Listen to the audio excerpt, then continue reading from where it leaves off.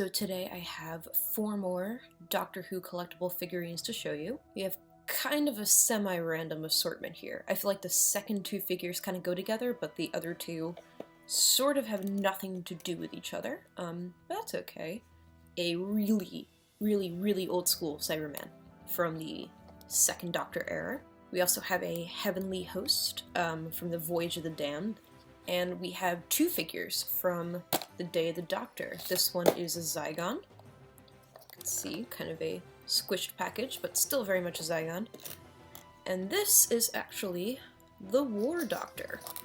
So that's pretty cool. It even lists the War Doctor as, like, the Doctor in question, so he's very much canon and an official Doctor. So let's take a closer look at the really old school Cyberman.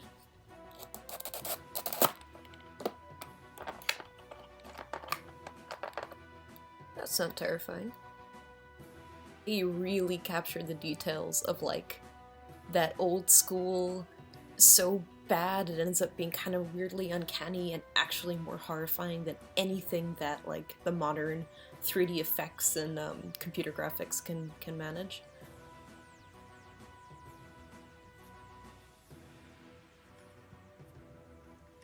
I mean, it literally lists in the magazine and, like, the official rundown of the features of the figurine. It says that it is in fact a diving suit sprayed silver. So this guy actually might end up being my very favorite Cyberman figurine so far. I have 2 others, and one is from the 10th Doctor era, the other from the 11th Doctor era. They're both kind of similar but slightly different and really well-made figurines. But I don't know, I think just because of, like, the sheer badness of the effects and the amount of detail that was dedicated to preserving that sheer badness and making it still look like this is in fact a wetsuit sprayed silver, this might actually end up being my favorite. Now for something completely different.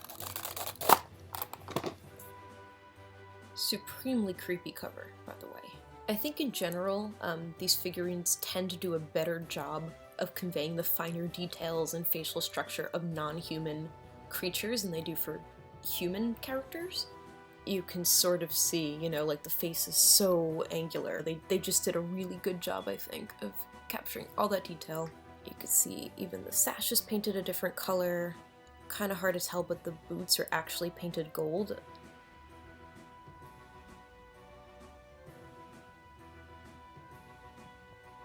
If you're ever interested in the history of robots on Doctor Who, enormous spread on that in here. Okay, I'm gonna take both of these out of the box and talk about them in the same go, just because I feel like they kind of go hand in hand.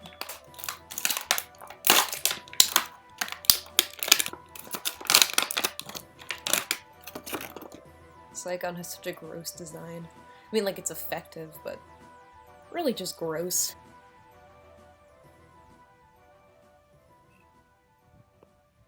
The War Doctor, however, I mean, I think that on all of the human Time Lord characters I've received so far, and I've checked out the 10th Doctor, 11th Doctor, 4th Doctor, and Rassilon. War Doctor's face is the best of all of them so far.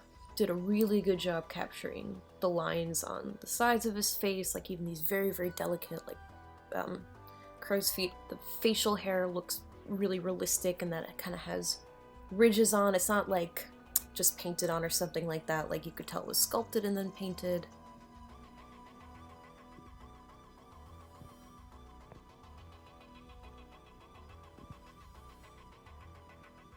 In both of these magazines, they go pretty in-depth in the coverage of how the Day of the Doctor was filmed and what that was like and the impact it had on the fandom and things like that. I love also this little, like, mini feature on one-off Doctors. So of these 4 that I've got here, I don't know which one would be my favorite. I guess the War Doctor, just overall, mostly just comparing it to other human figurines from this collection. Definitely the best one, in my opinion. Heavenly Host figurine. Pretty creepy. Excited to have that on my shelf. And for sheer camp appeal, this has gotta be my favorite of the Cyberman figurines I have so far. Be sure to check out my channel for more Doctor Who collection figurine reviews. So thanks for watching, and don't forget to check out my blog at DoctorWhoProblems.com. I demand to be incarcerated in the tower immediately with my co-conspirators, Sandshoes and Grandad. Grandad?